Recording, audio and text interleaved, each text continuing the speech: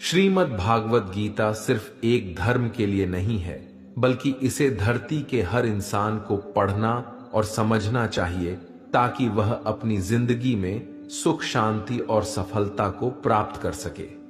कहा जाता है कि जिस घर में गीता का पाठ हर रोज पढ़ा जाता है या सुना जाता है, उस घर में भगवान श्री कृष्ण आते रहते हैं। श्रीमद् भागवत गीता साक्षात भगवान की दिव्य वाणी है। इसकी महिमा अपार है, अपरिमित है। उसका यथार्थ में वर्णन कोई नहीं कर सकता।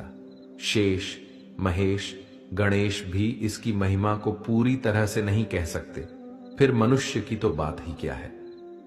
भागवत गीता में कुल 18 अध्याय और 700 श्लोक हैं, जिसे सभी के लिए पढ़ पाना थोड़ा मुश्किल है। इसीलिए आज के इस बेहद ही खास वीडियो में हम श्रीमद् भागवत गीता के 18 अध्याय के 700 श्लोकों के सार के बारे में बात करेंगे, जिन्हें जानकर आप श्रीमद् भागवत गीता का सही मतलब समझ पाएंगे। इसलिए इन विचारों को आप हर रोज रात में सोने से पहले जरूर सुनें। तो चलिए जानते हैं भागवत गीता के 700 श्लोकों के सार के बारे में। भगवान श्री कृष्ण कहते हैं कि हे अर्जुन, मैं सभी प्राणियों के हृदय में स्थित सबका आत्मा हूं। संपूर्ण प्राणियों का आदि, मध्य और अंत भी मैं ही हूं। मैं सूर्य हूं, मैं वेदों में सामवेद हूं, देवों में इंद्र हूं, इंद्रियों में मन हूं, मैं ब्रह्मा हूं, मैं विष्णु हूं, मैं महेश हूं, जलाशयों में मैं समुद्र हूं, पर्वतों में मैं हिमालय हूं। इस संपूर्ण संसार में तुम जो कुछ भी देख पाते हो, सब मैं ही हूं। कोई आदमी चाहे लाख चीजें जान ले, चाहे वह पूरे जगत को जान ले, लेकिन अगर वह स्वयं को नहीं जानता तो वह अज्ञानी है। अगर कोई आपको ठुकरा दे तो बुरा मत मानना, क्योंकि वे वास्तव में आपकी कीमत नहीं जानते। जो रिश्ता हमें रुला दे उससे गहरा कोई रिश्ता नहीं, और जो रिश्ता हमें रोता हुआ छोड़ दे उससे कमजोर कोई रिश्ता नहीं। हमेशा शांत रहें, इससे आपके जीवन में खुद को बहुत मजबूत पाएंगे, क्योंकि लोहा ठंडा होने पर ही मजबूत होता है, पर गर्म होने पर तो उसे किसी भी आकार में ढाला जा सकता है। किसी विपत्ति के समय आपको ये 7 गुण बचाएंगे: आपका ज्ञान, आपकी विनम्रता, आपकी बुद्धि, आपके भीतर का साहस, आपके अच्छे कर्म, सच बोलने की आदत और ईश्वर में विश्वास। आत्मा हमेशा जानती है कि सही क्या है और गलत क्या है, लेकिन मनुष्य के सामने चुनौती तो मन को समझने की होती है। मुश्किल समय में व्यक्ति अकेला हो जाता है, लेकिन मुश्किलों की वजह से वही व्यक्ति मजबूत हो जाता है। जो आपको सम्मान दे उसी को सम्मान दीजिए। हैसियत देखकर सर झुकाना कायरता का लक्षण है।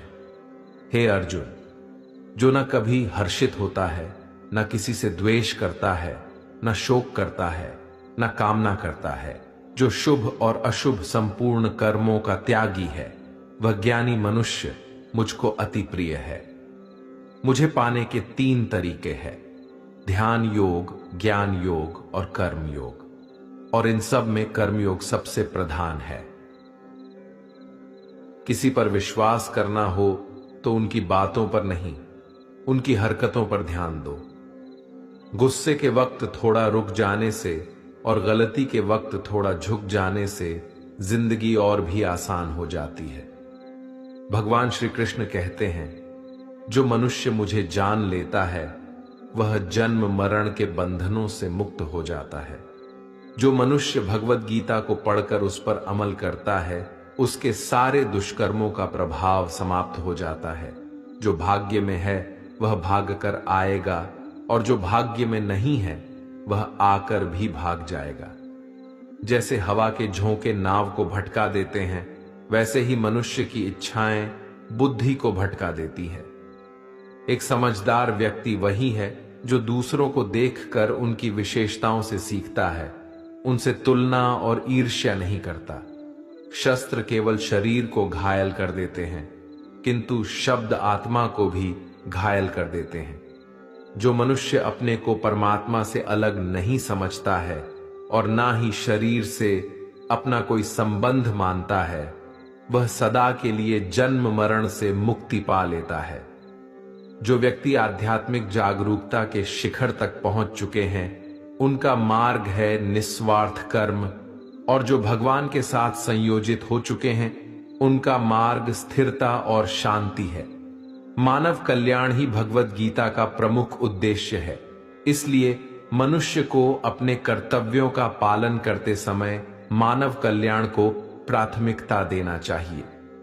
श्री कृष्ण कहते हैं, जो तुम्हारा साथ देता है तुम उसका साथ दो, जो तुम्हें धोखा देता है तुम उसे त्याग दो। जिस जगह आपका सम्मान नहीं हो वहां पर कभी जाना नहीं चाहिए, वरना लोग आपको कमजोर और बेवकूफ समझेंगे। जहां बारिश ना हो वहां फसल खराब हो जाती है, और जहां संस्कार ना हो वहां नस्ल भी खराब हो जाती है।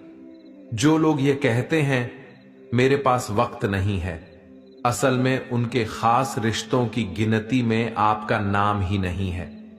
हे अर्जुन, वह जो वास्तविकता में मेरे उत्कृष्ट जन्म और गतिविधियों को समझता है, वह शरीर त्यागने के बाद पुनः जन्म नहीं लेता और मेरे परम धाम को प्राप्त होता है। वह व्यक्ति जो सभी इच्छाएं त्याग देता है और मैं और मेरा की लालसा और भावनाओं से मुक्त हो जाता है, उसे अपार शांति की प्राप्ति होती है।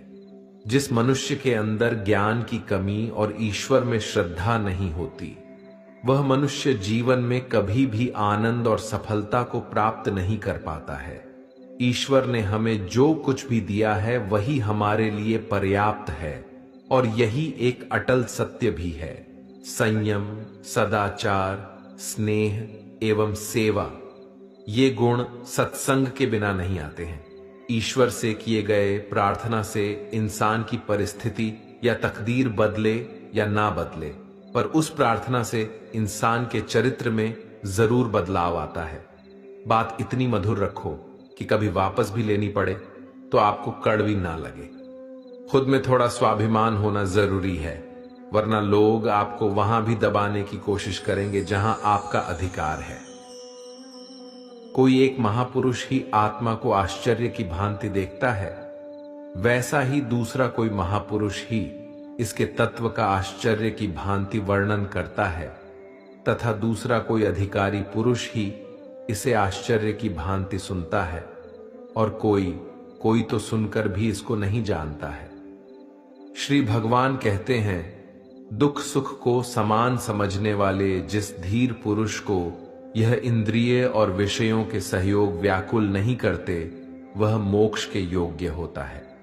जब तक तुम अपने आप से नहीं हार जाओ, तब तक दुनिया की कोई ताकत तुम्हें हरा नहीं सकती। कमजोर तुम नहीं, तुम्हारा वक्त है, और वक्त सबका बदलता है। तुम बस अपना कर्म करते जाओ। जिसने कभी संकट नहीं देखा, उसे अपनी ताकत का कभी एहसास नहीं होगा। जो दूसरों की तकलीफों को समझते हैं, जिनमें दया है, जो दिल से अच्छे हैं, उन्हें दोबारा जन्म नहीं लेना पड़ता। किसी को कुछ देकर घमंड मत कर, क्या पता तू दे रहा है या पिछले जन्म का कर्ज चुका रहा है। घमंडी मनुष्य का वंश, वैभव और प्रतिष्ठा तीनों ही चले जाते हैं। विश्वास ना हो तो रावण, कौरव और कंस को देख लो। चुप रहने से बड़ा कोई जवाब नहीं, और माफ कर देने से बड़ी कोई सजा नहीं। जिस मनुष्य के पास सब्र की ताकत है, उस मनुष्य की ताकत का कोई मुकाबला नहीं कर सकता। हमारी व्यर्थ की चिंता और मन का भय एक ऐसा रोग होता है जिससे हमारी आत्मीय शक्ति बिखर जाती है।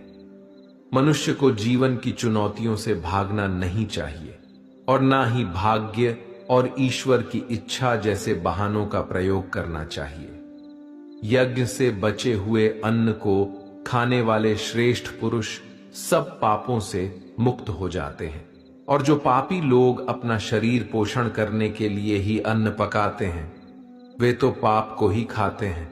अर्थात जो लोग ईश्वर को याद किए